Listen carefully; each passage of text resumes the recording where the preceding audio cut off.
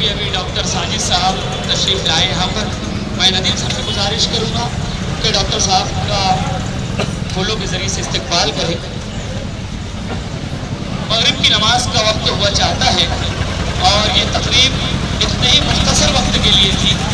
मैं बराह रास्त खुतबा सदारत के लिए आली जनाब शेख आसिफ साहब से गुजारिश कर रहा हूँ कि आप तशरीफ़ लाएँ और खुतबा सदारत पेश करें जनाब शेख आसिफ शेख रशीद साहब।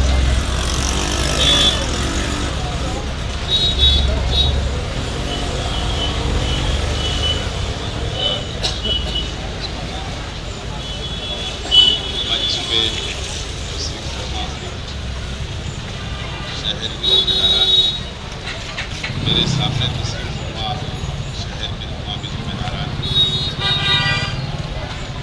सबसे पहले मैं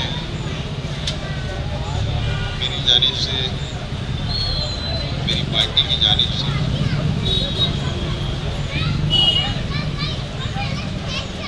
मेरे परिवार की जानिब से अलहाज डॉक्टर साहब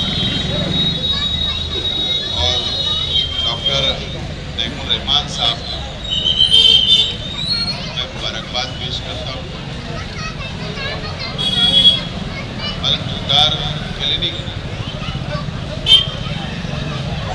जन्नत मेडिकल एंड जनरल स्टोर का आज इब्तिदा अमल में आएगा।